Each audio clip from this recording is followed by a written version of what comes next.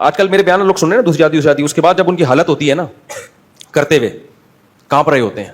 میں نے شاید پچھلے بیان میں بتایا تھا کہ ایک صاحب آئے اور کیسے کانپ رہے تھے وہ, تو میں نے ان کو منع کیا. میں نے کہا آپ کی یہ کنڈیشن ہے, جو خاتون سے کر رہے تھے نا وہ بھی آئی ہوئی تھی. میں نکاح پڑھانے گیا تو وہ بیچاروں کی ہوائیاں نکل رہی ہیں. مجھے کہنے لگے کیا ہوگا دوسری کے بعد.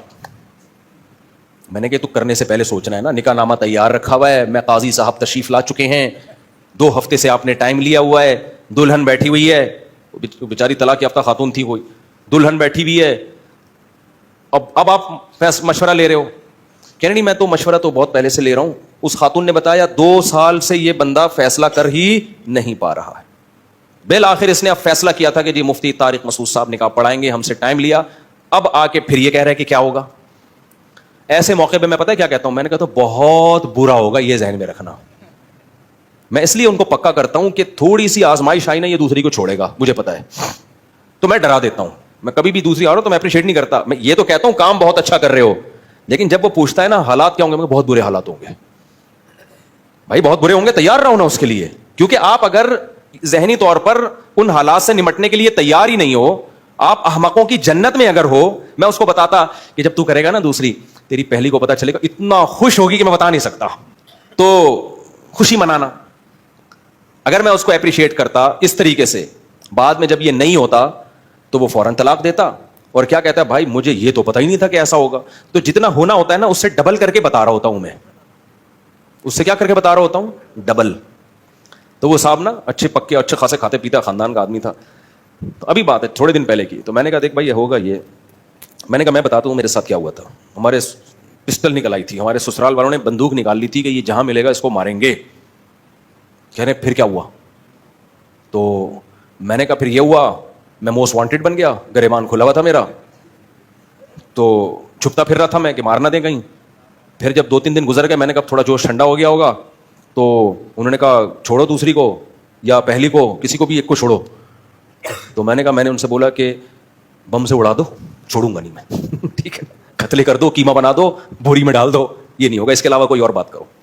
تو میں نے کہا کہ دیکھیں یہ سب کچھ ہوگا اور آپ کو برداشت کرنا پڑے گا, آپ نے بولنا ہے ایسی کی تیسی.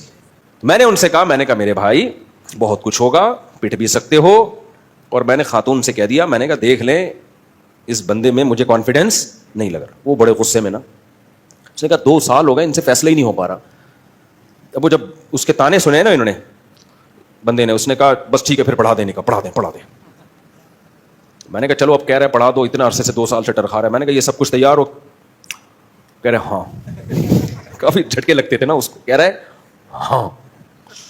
اچھا مجھے اتفاق سے کہیں واش روم جانا پڑ گیا نا, یہ اس کی قسمت اچھی تھی خاتون کی. میں نے کہا میں آتا ہوں پھر میں نکاح پڑھاتا ہوں. میں جب فارغ ہوا تو ہمارے جو ولید ہے نا لڑکا, اس نے کہا مفتی صاحب وہ بہت گھبرا رہا ہے اور اس نکاح کو ٹرخا دیں آپ. میں نے پھر اس کو اکیلے میں بلایا چھپڑ میں, کیونکہ وہاں وہ دباؤ میں تھا, ہونے والی ہوتے رہ جانے والی دلہن کے دباؤ میں تھا. میں نے اس کو بٹھایا, میں نے کہا دیکھ بھائی اگر ہمت نہیں ہے نا مت کرو. کہہ رہے مجھے آپ سے شرم آ رہی ہے, آپ بولیں گے میں نے آپ کا ٹائم لیا, اتنا ٹائم ضائع کیا, آدھے گھنٹے سے ہماری بحث چل رہی ہے اور ٹائم بھی 2 ہفتے پہلے بکنگ کر لی اور آپ ٹائم نکال کے ہمارے لیے بیٹھے ہوئے تھے, مجھے آپ سے شرم آ رہی ہے. میں نے کہا نہیں, مجھے اس ٹائم کے یہ ضائع نہیں ہے, یہ کوئی ضائع نہیں ہے, آپ اگلے ہفتے آ جاؤ. اور اگلے ہفتے بھی آنے کے بعد کوئی پابند نہیں ہے, آپ اگر پھر آپ ٹینشن میں جاتے ہو اگلا ہفتہ کر لیں گے. میں نے کہا میں ہر ہفتے ڈیلے آپ کے لیے ایک سلاٹ میں خالی رکھوں گا, ہر ہفتے 15 منٹ میں نے آپ کو دینے ہیں, تو مجھے ٹینشن نہیں ہے, اس کا بیڑا مت غرق کرو. میں نے کہا آپ کے انداز سے لگ رہا ہے کہ آپ جب پٹو گے تو آپ نے اس کو چھوڑنا ہے. تو کہنے لگا وہ ان کو سمجھا دیں یہ بات, وہ تو مجھے نہیں چھوڑے گی اب جو ہونے والی ہے نا. وہ بولے کہ کیا مذاق بنایا ہوا ہے.